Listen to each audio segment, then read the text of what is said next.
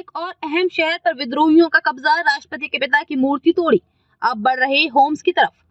Syria की हमा शहर पर विद्रोहियों का कब्जा हो गया है। इस दौरान विद्रोहियों ने सीरिया के राष्ट्रपति बशर अल असद के पिता की मूर्ति भी तोड़ डाली। हमा से पहले सीरिया विद्रोहियों ने 3 बड़े शहरों पर कब्जा किया था। पिछले साल 7 अक्टूबर को हमास के हमले के बाद इजराइल ने जो जंग शुरू की थी वो अभी खत्म भी नहीं हुई है। सीरिया में एक और युद्ध शुरू हो गया है। हालांकि पिछले कुछ दिनों से सीरिया में जो कुछ भी हो रहा है वो इस बात के सबूत है कि मध्य पूर्व में युद्ध थमने का नाम नहीं ले रहा है। सीरिया में बीते 27 नवंबर से सेना और विद्रोहियों के बीच चल रहे संघर्ष में सेना को एक और झटका लगा है। विद्रोहियों ने एक और शहर हमा पर भी कब्जा कर लिया है।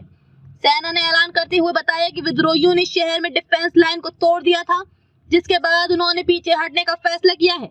हमा शहर अलेप्पो के बाद सीरिया का सबसे अहम शहर है। सीरियाई सेना ने शहर को खाली करने का ऐलान कर दिया है। सीरियाई राष्ट्रपति के पिता की मूर्ति तोड़ी। सीरिया के हमा शहर पर विद्रोहियों का कब्जा हो गया है। इस दौरान विद्रोहियों ने सीरिया के राष्ट्रपति बशर अल असद के पिता की मूर्ति भी तोड़ डाली। हमा से पहले सीरिया विद्रोहियों ने 3 बड़े शहरों पर कब्जा किया था। विद्रोही गुटों ने पिछले सप्ताह उत्तरी सीरिया पर अपने हमले तेज करते हुए सीरिया के दूसरे सबसे बड़े शहर अलेप्पो पर कब्जा कर लिया था। अलेप्पो के बाद हमा सीरिया का अहम शहर था। करीब 1 सप्ताह से चल रहा विद्रोह इस्लामी चरमपंथी विद्रोही समूह हयात तहरीर अल शाम एसटीएस के नेतृत्व में विद्रोहियों ने 1 सप्ताह से भी कम समय पहले अपना आक्रमण शुरू किया था। ठीक उसी समय जब पड़ोसी लेबनान में इजराइल और असद के सहयोगी हिजबुल्लाह के बीच संघर्ष विराम समझौता हुआ था, हयात तहरीर अल शाम ने जीत का किया ऐलान।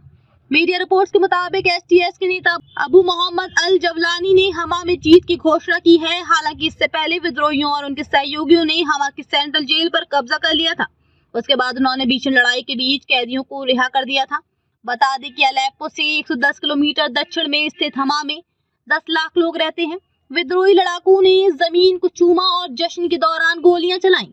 ब्रिटेन स्थित युद्ध निगरानी संस्था Syrian observatory for human rights ने कहा कि रात भर हुई झड़पों के बाद विद्रोहियों ने हमा पर कई तरफ से हमला किया और राष्ट्रपति बशर अल असद की सेना के साथ सड़कों पर लड़ाई शुरू कर दी। इस बीच विद्रोहियों ने बाद में अपने टेलीग्राम चैनल पर एक संदेश में हमा शहर पूरी तरह से मुक्त की घोषणा की। विद्रोही लड़ाकों ने सीरिया के चौथे सबसे बड़े शहर में प्रवेश करते हुए जमीन को चूमा और जश्न के दौरान गोलियां चलाई। कई निवासी विद्रोही लड़ाकों का स्वागत करने के लिए आए। एक मीडिया चैनल के फोटोग्राफर ने देखा कि कुछ निवासियों ने सिटी हॉल के पास लगे असद के एक विशाल पोस्टर में आग लगा दी। सेना ने अलेप्पो और दमिश्क में असद की सत्ता की सीट के बीच रणनीतिक रूप में स्थित शहर पर नियंत्रण खोने की बात स्वीकार की है। रक्षा मंत्री अली अब्बास ने जोर देकर कहा कि सेना की वापसी एक अस्थायी रणनीतिक उपाय था। हमारे बल अब भी आसपास के क्षेत्र में हैं। सीरियाई सरकार के लिए बड़ा झटका।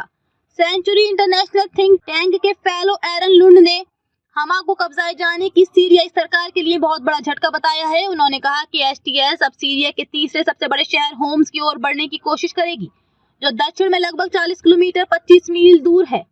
यहाँ से निवासी पहले ही अपने घरों को छोड़कर जाने लगे हैं। सीरिया में 2011 में शुरू हुआ गृह युद्ध। 2011 में अरब क्रांति के साथ ही सीरिया में गृह युद्ध की शुरुआत हुई थी। सीरिया के लोगों ने 10 साल से सत्ता में काबिज बशर अल असद सरकार के खिलाफ विरोध प्रदर्शन शुरू कर दिए। इसके बाद फ्री सीरियन आर्मी के नाम से एक विद्रोही गुट तैयार हुआ। विद्रोही गुट के बनने के साथ ही सीरिया में गृह युद्ध की शुरुआत हो गई थी। इसमें अमेरिका, रूस, ईरान और सऊदी अरब के शामिल होने के बाद ये संघर्ष और बढ़ता गया। इस बीच सीरिया में आतंकवादी संगठन आईएसआईएस ने भी पैर पसार लिए थे। 2020 के सीज फायर समझौते के बाद यहाँ सिर्फ छिटपुट झड़प ही हुई है।